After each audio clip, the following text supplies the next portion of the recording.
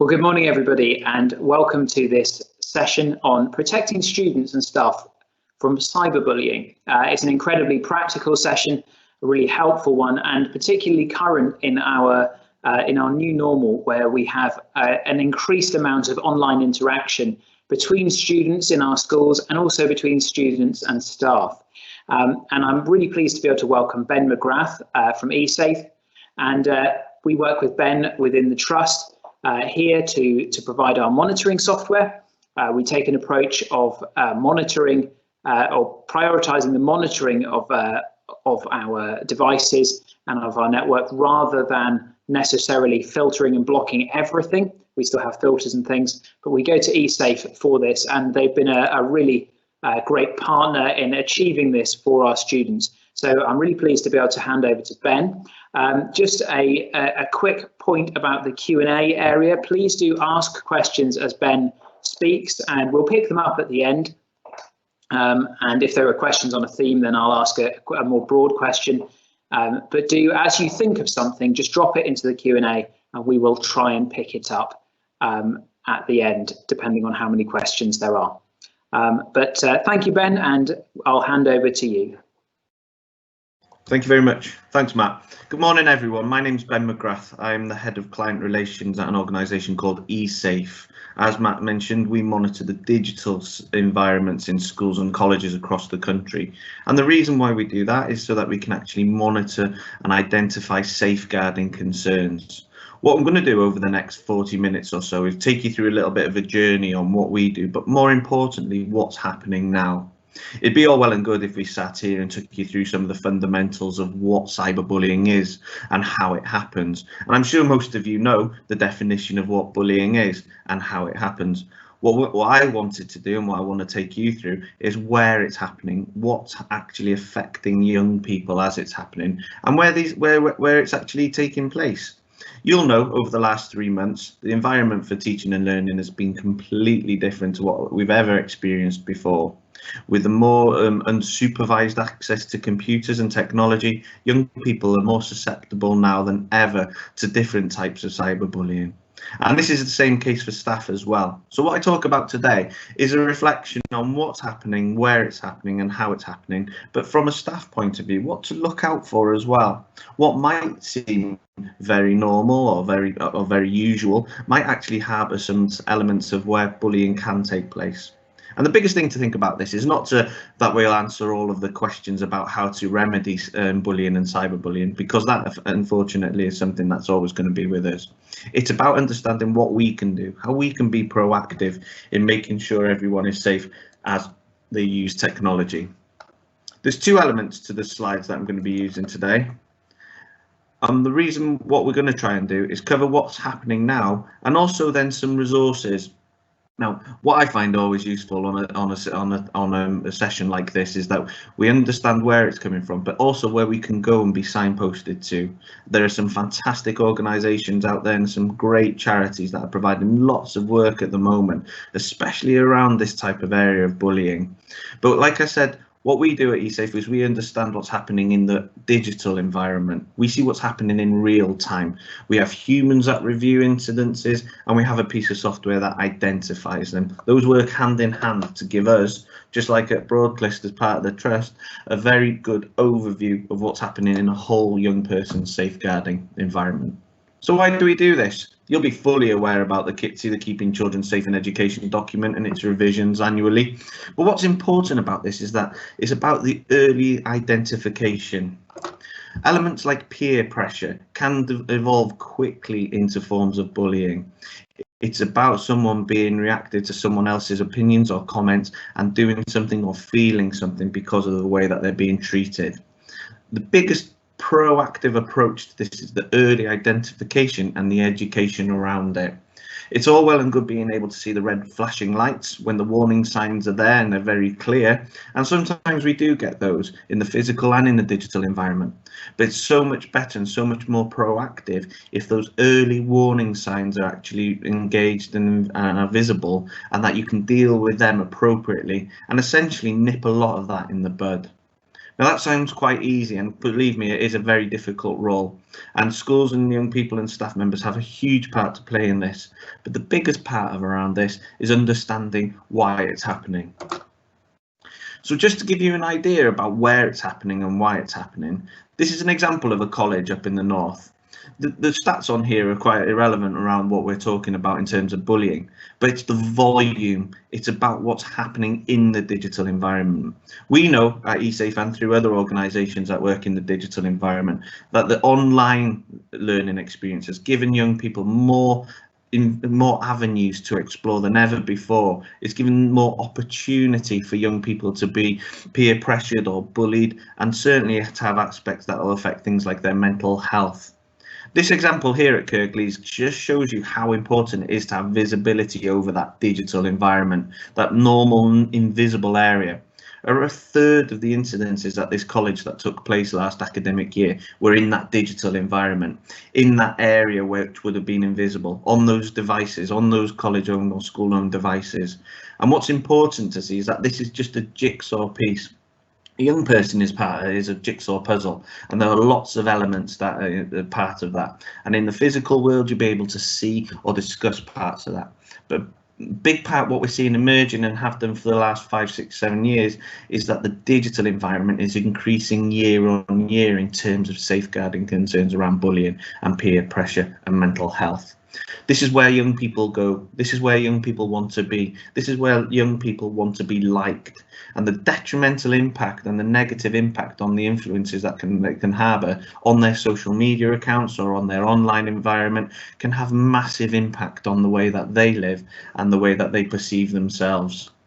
You'll see lots of these areas which we talk about, things like CSE and forced marriages there. They have a massive impact on how young people are being bullied. And we're not just talking about college environment. This is indicative through primary school and through secondary school as well. This creates a basis for where bullying takes place. And the online environment, those online platforms like social media, are providing that opportunity now more than ever for young people to undertake those actions with very or little retribution or experience back on themselves. So to give you an idea of how relevant bullying is at the moment when it comes to the digital environment in schools, you can actually see by this bar chart here that bullying, what we pick up at eSafe, doesn't necessarily have the highest indications of types of incident. It sits there alongside areas like drugs and extremism. What we see though is that the types of bullying that happen are very direct and usually have greater consequences onto other areas of safeguarding, such as mental health.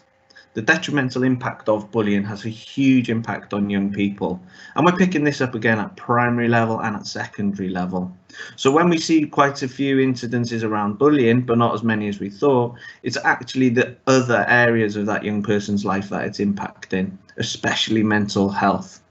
This is what we typically see on a normal term for a primary or secondary school, and these are the behaviours that we would be reporting, and mental health does outweigh all of the others, as you can see. But what we've been seeing over the last 12 weeks is actually a shifting changes and patterns of the types of incidences. As you can see by the orange band in the last 3 months, this is what we've been identifying and reporting back to schools. You'll actually see that bullying has decreased. Now, there are a number of factors that we've been working with schools on to identify why that is. One of the reasons is the lack of physical contact over the last 3 months. The social isolation and the lockdown has prevented physical bullying taking place. And that usually does roll out in either a catalyst starting in the digital environment or the follow-up occurring in the digital environment. But what we are seeing over the last couple of weeks since the lockdown easing, and certainly are relevant in our June statistics, which we will be producing over the next couple of days, is that bullying is actually increasing and is coming up alongside the elements of around drugs and threats of violence. Now, the reason for that, again, is mainly down to the physical environment. The physical environment is allowing young people to engage more socially in the face-to-face. It's allowing young people, when the easing of lockdown, to actually encounter or to create conflict with those people that they've been kept at arm's length with for the last 3 months. What happens in the physical world has a massive impact on what happens in the digital world. And we're actually seeing it model out here on the stats that we're getting. What we'll see in a little later on is how that's being done and how that's actually coming through. So just to give you an idea, as an overview, because the last 12 months have been difficult for everyone, it's undeniably been the most the first time this has ever happened, and certainly in education and certainly in our lifetimes where we've had this period of social isolation and lockdown. But what's been happening with young people while they've had this access to the digital environment, while they've been undertaking learning at home? But what we are seeing is that we're seeing a week-on-week engagement of more images being detected than ever before. And that's mainly around areas around things like pornography and social media sites. But it's interesting to see that because of the environment that they're in, and we have undertaken a couple of studies with schools, and the main area where young people are undertaking their education in the house at the moment is in their bedrooms. This is where they're isolated, they're unsupervised, they have closed doors, and they have very little parental supervision. 100,000 more images week on week around safeguarding concerns. We've seen a significant amount of violations on social media and chat and video app platforms. These are being reported on a daily basis, and many of these incidences are having either a direct or indirect impact around peer pressure and bullying and mental health. As you can imagine, the categories around negativity are actually on the fringe of bullying. Most young people don't see that, and there are some apps that actually promote negative responses in anonymous ways to be sent to individuals, and I'll share some of those with you in a little while. But the use of social media platforms are generating more online bullying incidences month on month since lockdown. We do believe that that is because of the the lockdown easing and the actual elements of the physical being brought back into it. You may be aware of other sites that I'll take you through in a little while, but there are certain sites which we should be airing caution with as well. As a staff member, understanding what they are is going to be massively helpful when we go back into the period of normality. There are sites out there like chat roulette sites like Omegle. And if you haven't heard what Omegle is, I've got some notes that I'd be happy to share with you at the end of this and have forwarded on to you. But Omegle and sites like that are very dangerous environments for young people who can access it and engage with people either that they know or anonymously and engage in conversation instantly. There's a huge amount of sexually explicit content on there, and it's usually down to pressure or bullying. When we talk about the traditional forms of what we think bullying is, it's normally one person falling out with someone or repeatedly calling them names. But with the types of bullying we're seeing at the moment, a lot more pressurized and a lot more intense, and the timescales are much smaller. What we're seeing is we're seeing forced engagement through bullying and peer pressure by individuals to others for them to do something or to perform something or to be or place themselves on something. So it's very difficult for us to actually ascertain how we engage with young people about this. But the biggest part of this is about education and resilience, helping young people to understand how to be resilient online, how to stop, how to block, and how to take negative comments and engage with them in a positive way by reducing them and actually dealing with them appropriately. So just to give you that final overview of what's been happening, because this is what's happening in your schools. You may not have something like eSafe in place, but this is what we're seeing, and these are the trends. So if you take nothing else away from today, it might be a case of that you might be slightly more aware about what you might want to put in your pastoral care agenda when we come back to that period of normality in September. It might be a case of what you want to post out through your social media channels at school for the young people, through the parents and guardians, about how they can be a little bit safer online, what to do if they are being bullied or if the peer pressure is becoming more and more intense.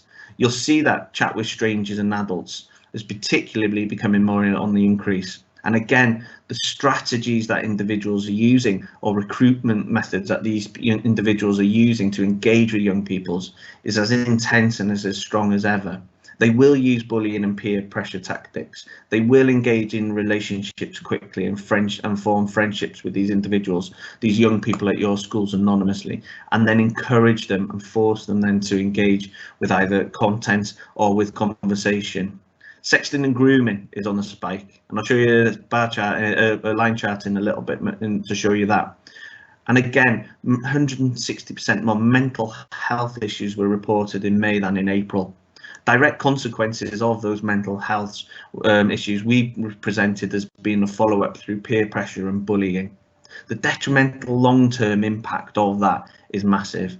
And understanding what's happening in your environment is a really key indicator of how your pastoral care agenda should be laid out. Anti-Bullying Week in November is fantastic, and for years it's done huge amounts for the promotion of anti-bullying in schools and with young people and adults. But it's really important to understand that if there's issues happening now around cyberbullying or face-to-face bullying, is that something proactive needs to be done. It's all well and good waiting for November, but if it's happening in June, July, something has to be done in terms of the education and the learning, because that's where it actually has the impact. It reduces the amount of bullying that's taking place, and it can also then lead forward for a much more positive experience as students come back into the period of normality post-September. As you can imagine, one of the biggest areas that we pick up more severe types of incidences, especially around bullying, is within our looked after children environments. We report much more severe incidences around that with young people that are under these umbrellas. And it's a case of having that information and using it positively as part of an individual strategy on how to engage and support those young people. Bullying isn't just specific to one sector or for one type of person. It happens with students, and it also happens with staff members. Just so for your information, we monitor staff and students within a school environment. And what we have been picking up is that there are very high levels of potential bullying incidents occurring in some schools between staff members. Now, there's a huge amount of underlying other physical areas that we just don't have visibility of, but it's one jigsaw again about pressure, about peer pressure, about leadership pressure, and it's about engaging with those schools and passing that information on so that something positive can happen, so that the bullying can be reduced and stopped, so that there can be positive experiences for staff as well as students. But this is just to give you an indication of what's happening. Things are different now than they ever have been in the digital environment. There's much more impact, and the time that it takes for something to happen has reduced far greatly. So just for you to see what we've seen through April and May, and from what we'd see from a general term month, which is the blue line, you can see that the spikes in bullying have begun. What we expect to see in June is for that to increase again. We might see it plateau over the summer period, but we would then expect to see a spike up in the late August, September term. That's when schools need to be ready. That's when schools need to be providing information in the physical and in the digital environment for students so that they can become more self-aware and self-resilient so that they can actually stop this type of bullying taking place. You'll see in some other areas there are potential spikes. And one that we are seeing emerging over the last couple of weeks, just for your information, is around racism. Now, what we've seen recently in the media and through the programs of the patterns that young people and adults have been taking, things like the Black Lives Matter movement, it's been hugely effective and hugely positive in the main. But we are seeing some spikes now of bullying taking place because of other people's views and opinions. We are seeing responses to people posting things around Black Lives Matter from other people in a much more negative fashion than we would expect. And that's again part of understanding what the resilience, but also part of someone's digital footprint. Understanding the impact and the consequences of posting something negative on social media and how that is actually going to affect their digital reputation in the future. We do lots of work with secondary schools and colleges when it comes to things like digital reputation. And what lots of employers are doing now, and colleges and universities, are actually scouring social media channels for individuals who might want to take a post or pick up a place of employment in the future. And what they are looking for are these types of negative behaviours. They are looking for the types of bullying or the comments around negative behaviours. And they are taking that into consideration when recruiting or employing someone. This is a really big message for young people because it takes 3-4 seconds to write a post and send it. It only takes another 2 seconds to think about whether you send that that send button or post it button. but what's the detrimental long-term impact going to be for a young person? Getting them to think about that, and getting them to think about what they've posted over the last 6 months, 12 months, and whether there's anything on there that they would most probably want to delete, is a really good exercise and a really easy exercise to use with them to get them to think about what their footprint looks like. So for the next 30 seconds, what I'm going to get you to do is just scan some of these apps that are out there at the moment. These are some apps that we pick up incidences on a very regular basis around bullying and negative peer pressure. You might know some, you might not know many of them. I'm hoping everyone knows about TikTok, because TikTok, as you'd be aware, is one of the biggest platforms at the moment. Huge amounts of content on there. But the amount of bullying and negative peer pressure on there at the moment is massive. And I'm hoping that with the people that we've got on today, you're all looking at the top line in the middle and you're thinking that that's the TikTok app. But just taking you through these quickly, sites like Gacha Life and IMVU, these are Avi style games where you create a character and you engage in conversation with your group that you connect with. What we're seeing are huge amounts of negativity and bullying on things like appearance or the way people are conducting themselves. And because these sites use avatars, it will either be their close circle of friends or wider groups of friends, but also anonymous people as well. Just because it's a cartoon avatar, just because you put it into a platform, doesn't mean that the negative comments still won't hurt if they come towards you. And sites like Gacha Life and IMVU are based at the aged 8 upwards kind of groups, and they are fully accessible. What you'll see on sites like TikTok is that bullying and peer pressure may lead to people posting elements or videos that they might not want going up. They may well be doing it to gain some kind of friendship or relationship forming token. But what we're seeing when it comes to bullying is that young people who have been what we call wolf packed by a group of their peers or friends or so-called friends, they're actually being bullied into posting something that they may not want on TikTok. We're seeing lots of challenges at the moment, and I know you'll have all heard I think it's #1 in the charts at the moment, the dance one where you dance in front of the camera with your hands. But there are much more sinister types of challenges out there. There's things like the bathrobe challenge, where you're encouraged by whoever, usually your peers, but unfortunately through bullying it happens a lot more. You're encouraged to wear a dressing gown, film yourself in the mirror, dancing along to one song. The music changes and you drop that dressing gown.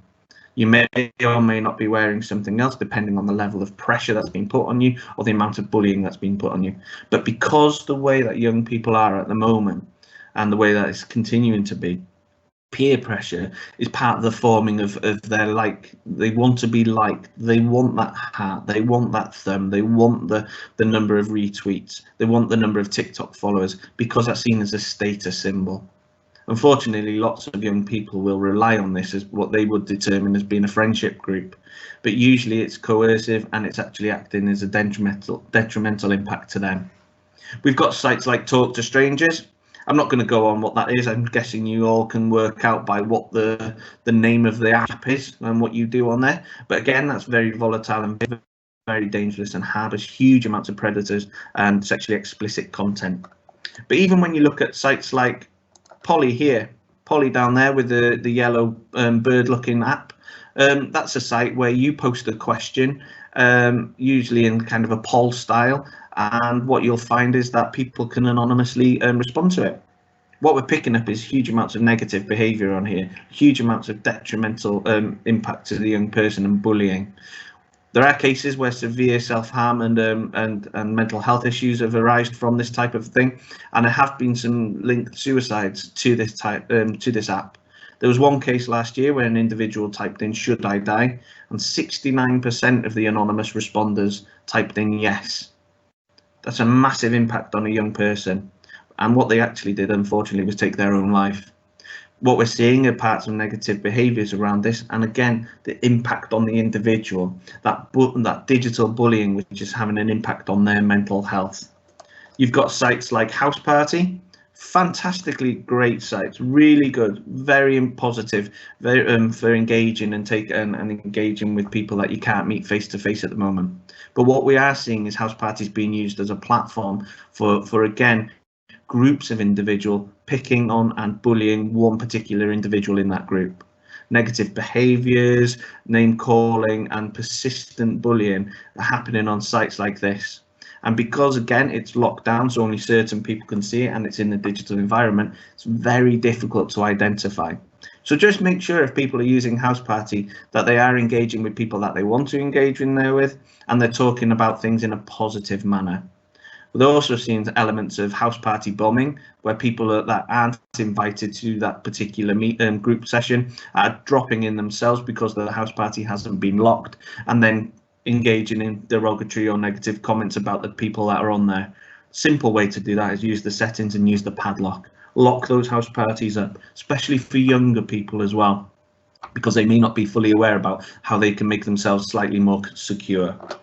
Just moving through, everyone knows about Snapchat, the elements around Snapchat and the dangers around bullying there, but you might not be aware that within Snapchat you can actually attach other applications, other apps. The one next to it there on the right, YOLO, that's actually an app that's built into Snapchat, which lets people anonymously respond to your posts. So what we're seeing is negative behaviours and bullying around people posting pictures of themselves or through the YOLO channel on Snapchat, and actually having then a series of negative comments and bullying taking place on them. Imagine yourself posting a picture in your bedroom and you've not seen anyone for 5-6 weeks. You post a picture because you think you look good. You've just been to the hairdressers or the barbers like I have this weekend, thank goodness. But you post it and say, felt cute, might delete later. And then the anonymous responses in the net coming back to you in their droves, in their dozens or hundreds even, have been from a negative behaviour, attacking you about your physical appearance and then attacking you as well. The elements of bullying there. And YOLO is just one of those types of sites that's a link to somewhere like Snapchat that can harbour this. And because of the anonymity, people do tend to use these for bullying. Again, it goes back to the simple process of if it was done face to face in an environment, would they do that? Probably not. But because they have that shield of being in the digital environment, they're much more likely to engage in those negative behaviours and bullying types of material. One of the big things that we're seeing around this is the impact of the bystander. What we will have seen in the past, and you'll be fully aware that if someone is bullying someone else in the physical environment, is that usually there will be bystanders that would very much be sat on the fence and wouldn't engage but wouldn't intervene. What we're seeing in the digital environment are those particular individuals who are actually contributing, who are engaging and adding to those comments. So in the digital environment, we're seeing a more broader group rather than an isolated group, because again, the digital environment allows them to do it and with parts to be anonymous. It's a very big learning curve, and again, this is going to be part of the re-educating that schools and parents have got as we go back into this period of norm. But it's a very difficult situation, and that bystander area is something that we've seen grow month on month over the last couple of weeks or so since the lockdown has been eased. You've got Uvu there, which is similar to Omegle, which is a chat roulette site, and we don't encourage anyone to be engaging in those types of apps.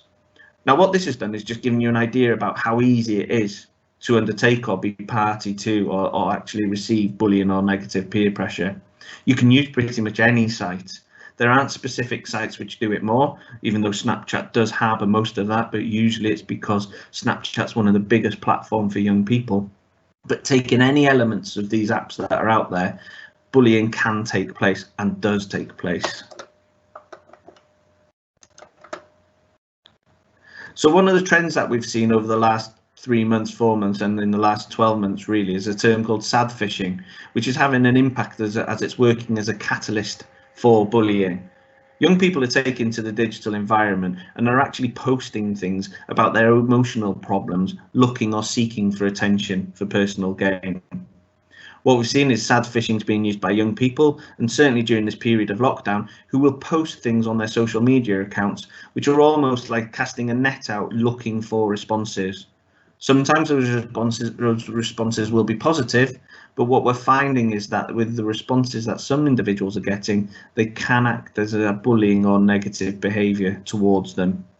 We've seen this happening through celebrities, but what we're finding is that we're picking this up, especially in secondary education, but the trend is now moving down into the primary environment, especially around years 4, 5 and 6, who have first access to a mobile phone or a PC and are using sites and posting these types of comments looking for responses. What they're trying to do is trying to get interactions, trying to get people to talk to them, trying to get people to be positive with them. But what you'll find is the types of examples that go out around sad phishing usually are generating more negative comments than they are positive. But the peer-on-peer abuse is about attention seeking, and it can then turn into much more detrimental impact for a young person. An example of this, or a couple of examples around sad phishing, is when someone posts something. If overthinking burned Carolese, you know what I'm saying, I'd be dead. Now, what would you expect with that is if someone was to post that, you'd see a series of comments underneath that, and what they would be in the main would be positive, hopefully, by their friends and their peers, but from their wider group, we would most probably see negative comments around the element around them being dead. And that's how easy it is. Typing something like that can post. If you've got a large group of followers, maybe 500, you may well see 50 or 100 negative comments around that. That peer abuse, that negative comment will really have a detrimental impact on someone's mental health. The example on the right there, someone's typed in another great sleep. For me, not. This one has actually generated quite a few positive comments if you look at them. But this will potentially be with their close peer group. What we're finding is that if you can see the number of people that have liked that, yes, this is a blue ticked Twitter account, but 35,000 people liked or and many more commented on that. Now, what we expect to see if someone was typing something like that are a few positive engagements, but on the main, a lot of negative behaviours, a lot of negative comments. And that's a real concern because people are putting themselves out there and waiting for this attack. And that's a really, really dangerous place to be. Just to follow through very quickly, some areas of thinking when it comes to digital environment and the social media. Bullying is happening in the main from people that they know. There is still an element of anonymous bullying taking place, people that they don't know, but in the main, it will be from someone within their close circle or their slightly wider circle of friends. There's inappropriate content streaming, which can actually act as a trigger for bullying. Someone posting something that they think is good, that other people don't, and then the comments that are related to that. But just moving through that, what young people should be thinking about is what they're posting and what they're hoping to achieve by that post, and what to do if they don't get what the expected return is. How do they deal with that? What do they do with that information? We've got some information here about how easy it is for someone to be moved away from where they feel safe, a young person on a site, on a particular site that they feel safe, but by peer pressure or through bullying, they can be moved somewhere very quickly that they have less control over. And control's a really big part of all this. If you're on a site that you know well and you're on there and then you're moved to another, we call it breadcrumbing, you lose the control, and it's more difficult then for you to say no. It's more difficult then for you to get away. And we've all done it. We've all clickbaited and moved somewhere we shouldn't, but we hopefully have the common sense and resilience to move away. For young people, it's very much more difficult. It can be as easy as 3 or 4 steps to take a young person from where they feel safe on a Twitch account, be moved to somewhere else by their friends to undertake a challenge where they can post that, where it can then be reposted onto sites like Kick, which then can be distributed to the whole, the whole ether of the world of the internet by anonymous people.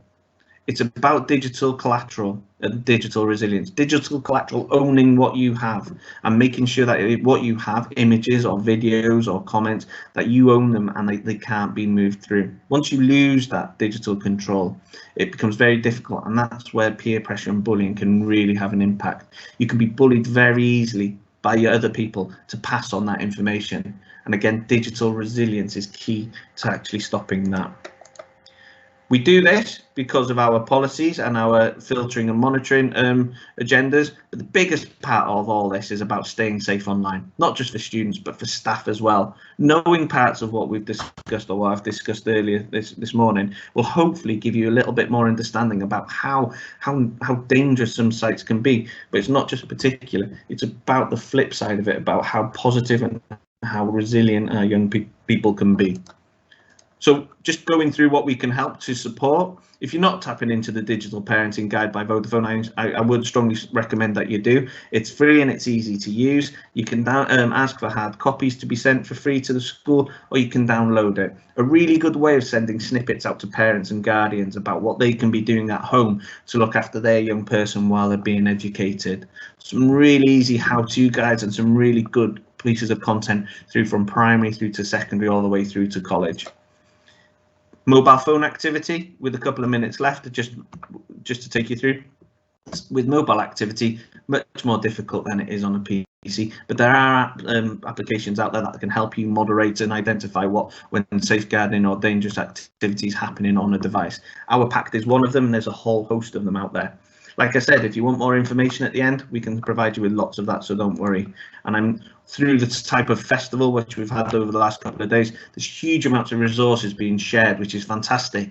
And hopefully you can be able to pick and choose and use some of those over the coming weeks and months. Mobile activity, again, using parental controls and content locked, a really good way of safeguarding a young person on their mobile phone. It takes 30 seconds to do, and it can stop a lot of harmful content coming through. Showing how to block, showing how to move, showing how to delete individuals from their account, and also stopping dangerous material coming through. On Google devices, there's Google Family Link, which is free, which again can moderate what's happening on a Google device. It's free, it's simple to download, and it's part of the Google family. So you just download it and you can use it with your young people, so you can look at what's happening, you can see where they are, and you can also put things on like timing restrictions. We're seeing, just as one of the last points, we're seeing a lot of bullying taking place in more of the twilight hours. We're not seeing so much of it as we had done before lockdown, where it's happening in the daytime. We're seeing it happen at those times where it's downtime for an individual. We expect to see that continuing and growing as a larger period throughout the day. But at the moment, it's in those more dangerous times of twilight between the 6 and midnight period. If you've got iPhones, if you're an iOS or Apple family, there's parental controls on the family share point there. It's easy to implement, and it gives you an idea of what's happening on those phones in your household. It reports back to a parent phone, and if any content's inappropriate, it can actually alert you about that information happening. Really good, and it's free again, and not many people know about that. The biggest one for us is about that source. What can you do at broadband? What can you do about that box that flashes green lights in the corner? Use the service providers, push this out to parents to think about what they're doing and how they're safeguarding their young person. Look at the things like BB Shield or parental controls on BT. It takes 2 minutes to do, and it can really support a young person while they're in the home, and about protecting them and making them safe online and reducing those opportunities for elements of bullying. So common sense media. If you feel that a young person's on an app they shouldn't be, use common sense media. Type it in there and what you're looking for, and it will give you a no-nonsense review about what that app is. Really easy to use, but very key in engaging and identifying, and then discussing with a young person why they would need to be on something like Meet Me, because it's completely inappropriate for under 18s. It's a really good site, and it's really direct in what the information it provides you. Other places for information, like the NSPCC, some really good areas. UK Safer Internet Centre, I know they're doing some bits on this.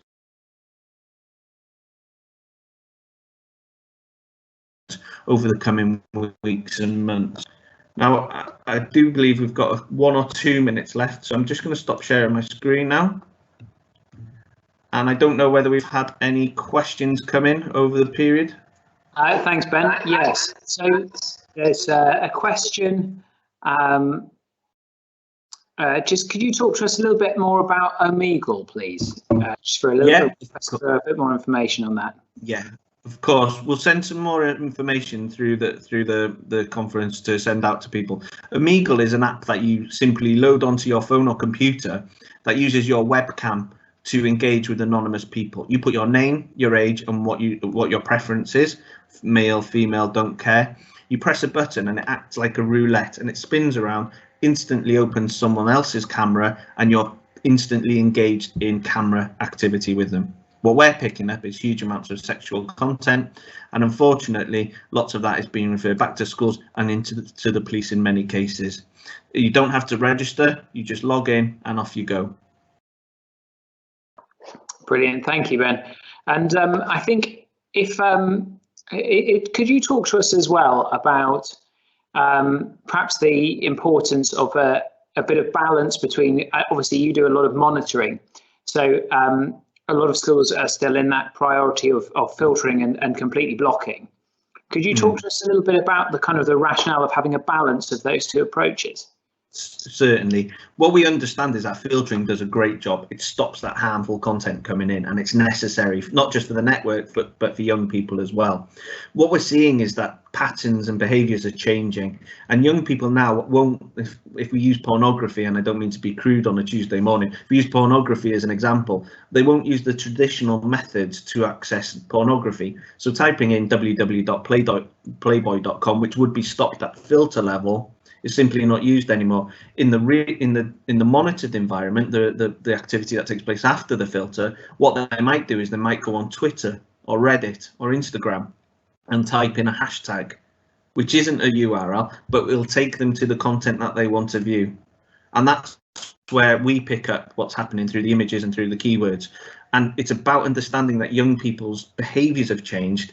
And if something is blocked, young people know how to get around that. There are lots of things like proxies and Tor, which I won't bore you about, but if you think of them as wormholes or ladders that get around or under the filter, as soon as that one young person identifies that, they will all use that. And that's as simple as using things for getting onto Facebook chat or onto Twitter or their Instagram or Snapchat account while they're on a school-owned device.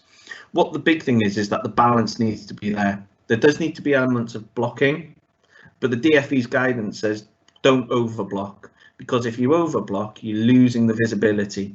And it's about having the visibility, which then you can address and educate and make young people, or help young people become more resilient. That is the true kind of movement forward. So the balance needs to be there, but the direct consequences is that young people need to be safe, whether they're being filtered or monitored or both. Brilliant, thank you.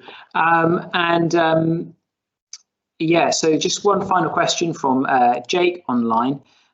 Can anything be done about the use of VPNs through a school network, or the use of personal data plans? Personal data plans are quite difficult because they will work on a mobile device, and the privacy laws around mobile devices are different as soon as you hit 4G, what have you. And that's a really big part of what the developments that organisations like ourselves are making. When it comes through to things like VPNs, with our organisation, and we don't have too much involvement with this, because what we do is we actually see what happens on the screen. So VPNs and incognito mode, which we've seen come into vogue in the last couple of months, simply don't affect us because we see what happens on the screen, not the pathway to it. And that's where lots of schools and lots of educational establishments fall slightly, because as soon as you put a VPN in or you use incognito mode, you lose the vehicle that's taking them to somewhere. You see that you lose the history. What we're seeing is the real time. So VPNs are becoming increasingly more popular, especially with young people, in case of trying to keep themselves a little bit more invisible. But again, it's about why they're doing it, why they feel the need to be using VPNs, and then actually engaging with them to understand that it's not always necessary, or it's not always a positive thing to do. But they are increasing, and they will stay around, and they will continue to grow. Brilliant, thank you, Ben, and that's a really helpful answer there. And yeah, so I would encourage you, obviously, if you have any more questions for Ben, to maybe make contact through eSafe, and I'm sure he would be happy to pick anything up or send it on to us. But we've come to the end of our session now, so thank you all for joining us. Ben, thank you for being available for this. It's been a really practical session, really eye-opening as well in terms of the statistics and I think it's given us a really useful heads up of what to look out for, and how we can safeguard our young people, even when they're not sure why they need to be safeguarded. And I think that's come across really strongly there. But thank you, Ben, and we really appreciate your time. That's fantastic. Great stuff. Thank you very much.